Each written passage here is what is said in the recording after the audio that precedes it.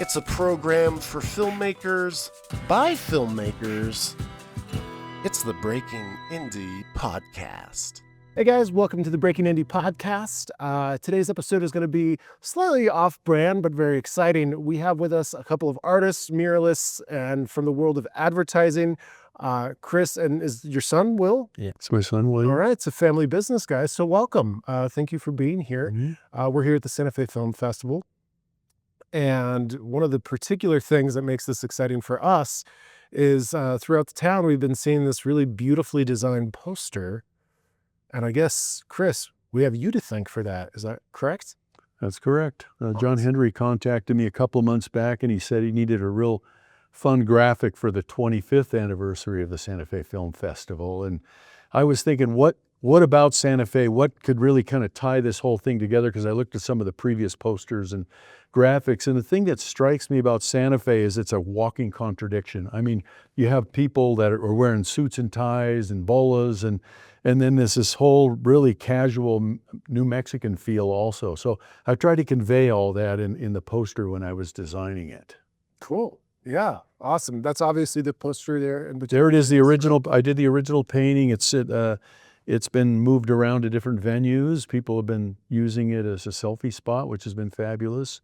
And now Will and I are in the process of painting a mural on Cerrillo Street that's quite a bit larger than the original poster that I had designed. Amazing, yeah. And we have some time lapse of that, right? Yeah, so hopefully. Yeah, hopefully. Let's run the tape. That's really cool. That's awesome. Yeah. So you came from the advertising side doing billboards, is that correct? Yeah, I started painting billboards and wall signs back in 1973 for a company called Foster & Kleiser. They were the granddaddy of all billboard companies in America. They had plants, they called them plants, in all the major cities. And it was a union job, which was fantastic. And of course, being in the film industry, you could appreciate the value of being in a union. They protected us. I started out as an apprentice. I did a full apprenticeship, worked my way up to a journeyman sign painter and then a pictorial artist. And a pictorial artist was a fellow that would go out and do the high-end stuff, the portraits of women, you know, the Marlboro Man, whatever it happened to be. We were the guys that did the really highly technical stuff. Were you guys painting these murals or like painting billboards? Well, remember, this is before the computer was invented, before any digital. Everything was hand-painted at that time. Amazing, wow. Mm-hmm. And some of them were gigantic. They were 20 by 80 foot billboards or wall signs on rooftops in major metropolitan cities or on the sides of interstate highway. So when you're doing something that large and you're doing it hand-painted, I'm curious to know, how do you scale something that might be drafted at a much smaller level? How do you scale that up? I'll let Will tell you how we scale it up. We use a process called cartooning to scale it out.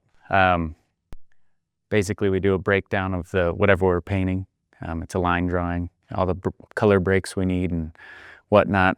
And then we burn it with our electropounce machine. So I'm sorry, what? So it's the same process that they used for the Sistine Chapel, but we've simplified it and modernized it. So he used to draw his live models with a pencil or charcoal or whatever. And then his apprentice would come through with a roller wheel and punch these holes on all the lines that he had drawn. Then he'd take that to the fresh plaster, hit it with charcoal, the paper, and the charcoal would go through those little holes. You'd pull the paper off, and those holes would be, the charcoal would go through it. You'd have your line work that you'd need to paint the image. How does it get bigger, though? So Michelangelo he'd draw it to scale. Or to whatever scale he needed. We use a projector. I do the breakdown drawing on my iPad. I project it 4 foot by 8 foot sections. Okay. On the big giant rolls of paper, and I project the lines, and then I've got a little pencil that's got a current running through it, and that burns the holes rather than having to use the roller wheel. I see. So that's what you're burning. Electropounce. Yeah. Electro bolts. Yes. And sometimes on these giant jobs that we do, I mean, we have a bag full of paper this much. And it's the most priceless bag of paper you could ever imagine because we haven't painted this thing yet. And by the time we've used that, transferred to the image, the paper's basically worthless. We just throw it Maybe ground cover at some point. You put it down below so you don't get it on the floor. So it's kind of a fun process, but he's gotten very good at doing the color breakdowns, because that's a trick in itself to find out where one color sort of like stops and the other one starts. And of course, it doesn't really do that. It's kind of a blend a lot of times, but you have to have an artistic mind when you're doing that. Like we're looking at the definition of a popcorn in this Right. situation. Each one of those color breaks has got obviously a line around it, but there's breaks in here, there's breaks on the collar everywhere, you know, and you gotta know what to look for, because there's some stuff is there even though it's not seen, I guess, if that makes sense. So interesting. And what is do you have like a method? Is there some kind of trick to it, or is it just like, okay, like I've just gotten good at this over the years by eyeballing it? Well, the trick is to know the scale. I mean, the advertiser, or in this case, I did this myself. You have to know the scale. How it's, and figure out, we got to put this on a 10 by 20 foot wall. and you got to know how to paint it. So when you're up there, when you're breaking it down, you need to know how you would paint it. So someone who doesn't paint would struggle doing a good breakdown, in the fact that they draw the lines and very sloppy. Yes. I'm like, do I go against the grain? Is there grain? I don't know. But Or you leave a lot of things out, or some people put too much information in. But anyway, so back to the question, that's the process of transferring the image. okay. Then you have to access the wall, whatever it is. And this goes back to set design in Hollywood. I mean, they had guys that were painting backdrops. Up until recently, they were all hand painted set design, and they use basically the same process. Okay. Wow. And so I'm curious now on the graphic design side, how did you kind of like decide, your, because you did a really good job, I've noticed, with the lettering and kind of the unconventional, let's put the more vertical than horizontal, and it all fits into this very nice aesthetic block. Thank you. I have a lot of experience with typography. Yeah. Can we talk about that for a little bit? Well, when you're in the business, what ends up happening is you go, well, that doesn't work. A customer will give you something. You go, well, the text sucks, but I'm not going to tell him that's what he wants. That's what I'm going to do. But over time, you start to realize what really works. And a lot of times in billboard or outdoor advertising, it's a one-act play. And you're driving by at 50, 60 miles an hour. It's you just got a quick moment to get all the information, read the copy, and you're driving down the road or walking by. So you learn what works over time as far as text and how you need the image to draw you in, the text to read, and then if they have more time, they could start to drill down on the other parts of the mural, the billboard, or the wall sign. Yeah, that's something that I've kind of noticed, like for myself, coming from the filmmaker side, where it's like, okay, I created my short film, but then it comes to advertising or graphic design, and I never took a graphic design course. I never learned that. I've only learned through other friends or outsourcing or over time by doing. But typography is like a very niche art, and there is certainly an art to it. You can outsmart yourself. Every font has a message to it. I like to say, if you look at, like, for a funeral home, we call that a funereal font. You're not going to use that for Joe's hot dog stand. Right. We're not going to use some bubbly, fun, glittery looking font for something there's a tone to fonts. There is a tone. And over time, you just learn it. You just operate on a subconscious level with that. Yeah. And we've painted everything from a 20-foot letter to a, half-inch letter for mandatory at the bottom of alcohol ads, Oh, sure. all that has to be on there. So Interesting. It's a very, to do what we do, you got to be pretty versatile too. It's like Will says, sometimes we're doing a real tight blend. Other times we're painting a 20-foot tall letter on the side of a warehouse.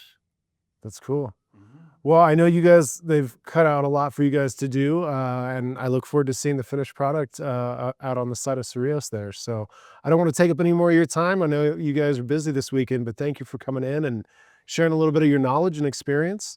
And what's the name of your guys' company here in town? Altitude Murals, but we're out of Denver, Colorado. Oh, you are out of Denver. We're out of Denver. We travel around. we're going I'd also like to say, I see that there is a correlation between what we do and what filmmakers are doing. You're always solving a problem with a film, the angle, the lighting, when we design billboards or wall signs, we're doing the same thing. We're solving a problem. That image has to go on that wall. What is the best version of that on that? And so that's the fun part of it for us. We also, another correlation is we work in all kinds of weather. Oh, yeah. We don't. How can you do that, though, if you're painting, though? Like, that's got to be... Within a 2-week span, I was on a rig and above Blacktop, and the hottest day in San Francisco history, I think it was 105. And then less than a week and a half later, it was -30 in Chicago. Oh, my God. Same paint, different additive. You put different stuff in it to make it work. Okay. We do pretty extreme. base alkylate enamels. They hold up well. They're real crisp, and they work. When the temperature drops, they're not like acrylic. The paint is still fluid. Okay. But that's the other thing that we have to do, that you do in the film industry, is you just get the job done, whatever it takes. You know, when you're on the set, you're on the set, and it's whatever you got to do to finish this thing. Advertiser isn't going to wait, and you got to go to the next job. So, yeah, like you said, problem solving.